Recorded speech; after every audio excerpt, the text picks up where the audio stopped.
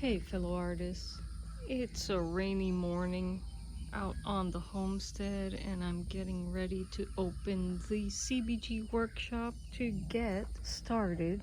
I just wanted to share what a beautiful day it is out here, even with the rain. We're not rich, but I certainly feel rich. Our goal to become produce independent is definitely in the works.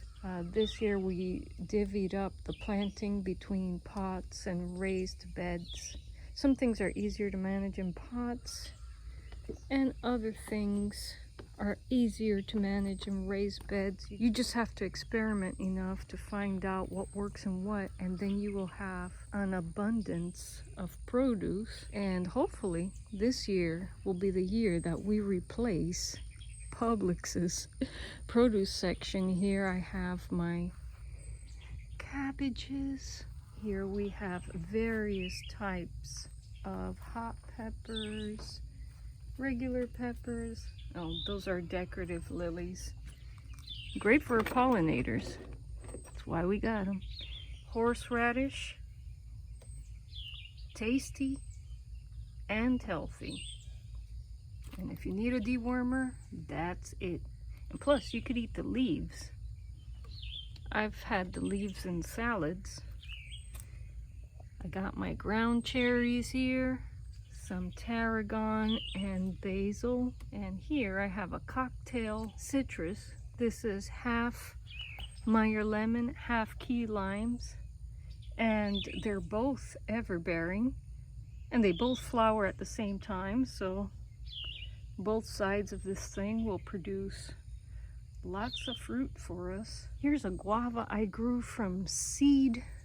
I'm waiting for it to give me fruit. Here is a Bayer lemon, also ever-bearing, produces huge lemons. I got my citrus in pots, my guava in pots, and you're probably thinking, Liza, you're in Florida. Put them in the ground. No. See, in North Florida, we get some freezes in the winter. And if you don't bring these guys inside, they will die in the winter. This year we even had snow that stayed on the ground for a few days. And I don't care what people tell me. I've tried throwing those frost cloths over them and protecting them, even in pop-up greenhouses. No, my friends. These need to be brought inside.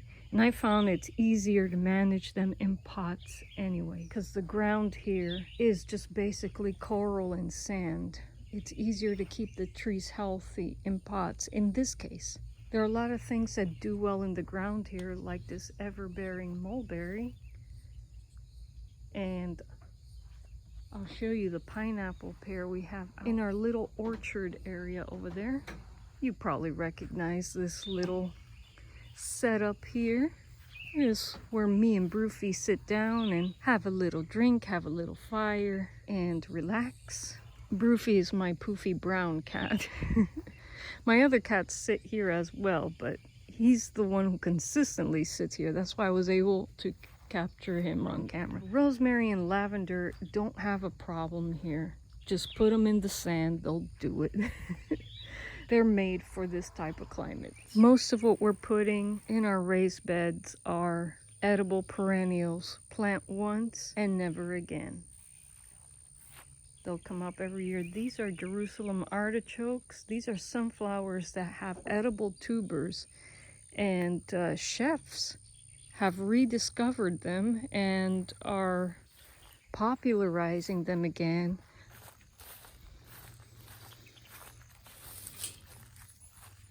And they're easier to grow than potatoes, and they're better than potatoes because you can eat them raw if you wanted to.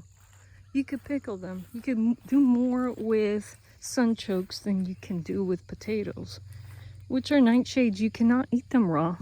So we've put in new artichokes in these beds. This is plant once and never again. Here we've put in some very hardy annuals, rosella here. The leaves and calyxes of rosella are edible. The leaves are lemony. They're delicious. Here, we still got to refurb these beds. And these will contain another easy annual, which is okra. This is our permanent ginger bed. You see the little shoots are already coming up. This is our permanent turmeric bed. And we've left Passiflora incarnata as a wild partner in these beds. We did not plant these. These are wild. These are wild passion fruits. We have one already growing right there. And we leave them in because you can eat the leaves and you can eat the fruit. I've made beautiful mead with the fruit from these wild passion fruits. Locally, they're called maypops. And they're also a very important plant to the butterflies in the area. They are the host plant for the zebra swallowtails, which are endangered. And so wherever these pop out of the ground or in raised beds, we leave them there because the butterflies need them. Look, this one has a little fruit on it already. The fruit inside is like a pomegranate. And when it's semi-ripe, the little pods taste like lemonade. When it's fully ripe, the little pods take on a more sweet tropical flavor.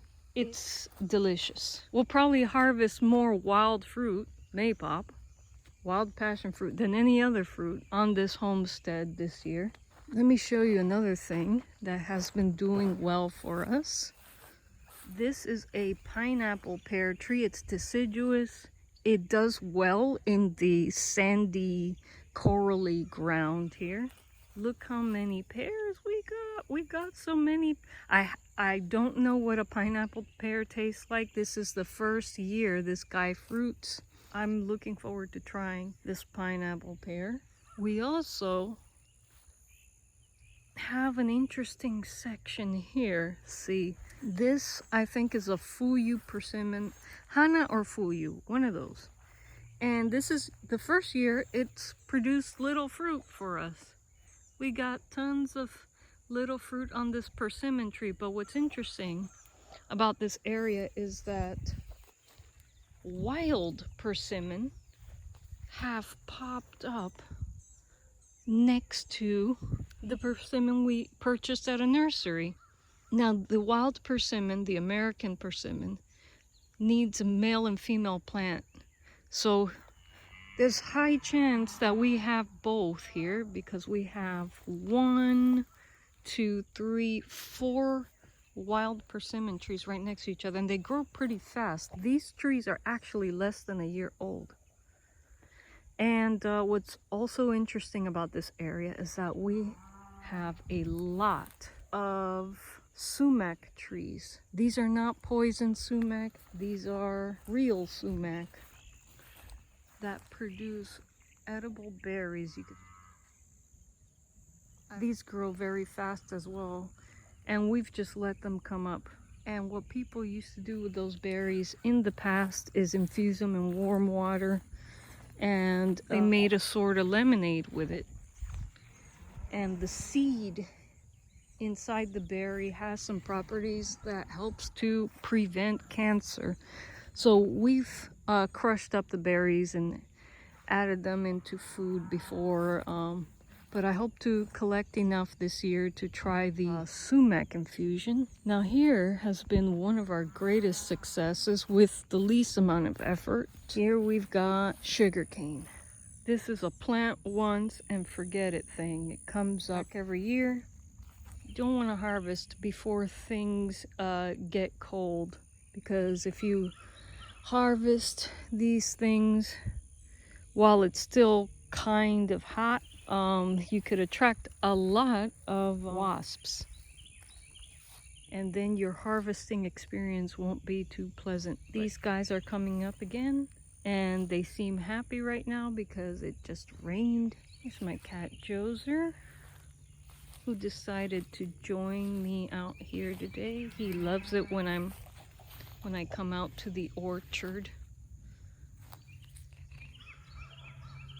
Anyway, folks, all right, I'm gonna go and open the workshop and get working on 2 guitars that I have halfway finished.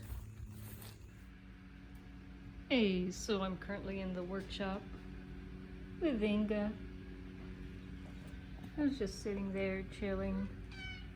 Well, she was. And